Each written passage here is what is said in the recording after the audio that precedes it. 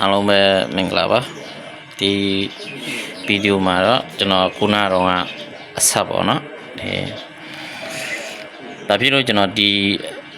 နေုံလာပြင်းနေအကြောင်းအရာလာပြောပြရလဲဆိုတော့အခုခေတ်လူငယ်တော်တော်များများကမသိတဲ့လူငယ်ကများတာပေါ့နော်ကျွန်တော်တို့ရှေ့ခေတ်တုန်းကလူကြီးတွေဆိုရင်တော့သိတာပေါ့နော်အခုနောက်ပိုင်းကျတော့ဒါတွေကတိတ်ပြီးတော့ပြောမှဆိုရင်ဖြည်းဖြည်းနဲ့အလေးတိတ်မထားကြတော့ဘောเนาะအခုကလူငယ်တော်တော်များကတော့ကျွန်တော်တို့အပျော်ပိုင်းဖို့ပဲသူတို့ရဲ့စိတ်ဆန္ဒဦးစားပေးကြတော့ဒီလိုဒီဘာသာရေးဘက်တွေဘာတွေညာသူတို့မှပြောမှဆိုရင်အလေးနဲ့မထားတော့ဘောเนาะအဲပုံစံမျိုးတွေပေါ့အဲကြောင့်မလို့အဲလိုလူငယ်မျိုးတွေသိသွားရအောင်ပေါ့เนาะကျွန်တော်လာရောက်ပြပြခြင်းဖြစ်ပါတယ်အဲ့တော့သိသွားတော့ဥမာဒီနေ့ဆိုရင်ဒီနေုံလာပြီနေ့ဆိုရင်ဒါမဟာသမယတုတ်ဘုရားဖေဟောကြားသွားတာသိတဲ့အတွက်ကျွန်တော်ပြောပြလိုက်လို့ကျွန်တော်ကနှိုးဆော်လိုက်လို့သိသွားရင်တခါအိမ်မှာမိတ်ဆွေတို့ရဲ့အိမ်တွေမှာမဟာသမယတုတ်ဖွင့်မယ်ဆိုရင်ဒါကျွန်တော်ပြုလို့ရတာပေါ့နော်အဲ့ဒါကျွန်တော်လာရောက်ပြပြပါတချို့ကခုနအဆက်ပြန်ဆက်မယ်နော်အချို့ကဓမ္မစာအုပ်များလှူဒန်းကြပါတယ်အထူးသဖြင့်ပညာဒါနပြုခြင်းဟာနေုံလာမှာအလွန်ထူးမြတ်တဲ့ကုသိုလ်တစ်ခုအဖြစ်သတ်မှတ်ထားပါတယ်ဒါကြောင့်ကျောင်းစာအုပ်လှူခြင်းကျောင်းစာအလှူပြုခြင်းစာသင်ပစ္စည်းများလှူဒန်းခြင်းတို့ကိုလည်းလူအများအပြားပြုလုပ်ကြပါတယ်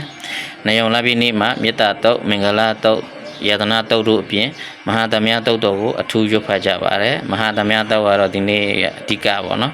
ဒီလိုရွတ်ဖတ်ပူဇော်ခြင်းဟာဘေးအန္တရာယ်ကင်းစေပြီးစိတ်ငြိမ်းချမ်းစေတယ်လို့သာသနာတော်မှာဖော်ပြထားပါတယ်မိတ်ဆွေများအားလုံးရေနေုံလာပြည်နေ့ဟာကုသိုလ်တရားတွေထွန်းကားစေတဲ့နေ့ပါပညာဉာဏ်တိုးစေတဲ့နေ့မေတ္တာတရားတွေပုံမအားကောင်းစေတဲ့နေ့မြတ်တဲ့နေ့ဖြစ်ပါတယ်ဒါကြောင့်ဒီလိုနေ့မြတ်မှာအကုသိုလ်များကိုရှောင်ကျဉ်ပြီးစိတ်ကောင်းမွန်စွာနေထိုင်ဖို့ရည်ကြီးပါတယ်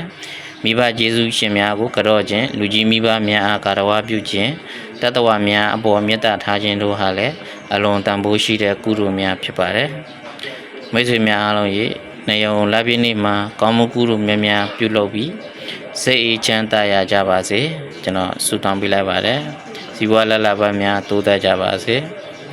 မိသားစုများကျမ်းမာချမ်းသာကြပါစေလို့ဆုမွန်ကောင်းတောင်းပေးလိုက်ပါတယ်အားလုံးပဲတာယာချမ်းမြေတော့နေုံလာပြည်နေ့ကိုပိုင်ဆိုင်နိုင်ကြပါစေကျွန်တော်ကတော့အကြံပေးခြင်းတာတော့ကျွန်တော်တို့ဒီမဟာသမယတုံနေဖြစ်တဲ့အတွက်ဖျားခြင်းဟောကြားခဲ့တဲ့အတွက်မဟာသမယတုတ်လေးအိမ်မှာဖွင့်ပေးကြပါเนาะအဲဒါဆိုကျွန်တော်လည်းအခုလိုတိပေးရကြိုးနဲ့တဲ့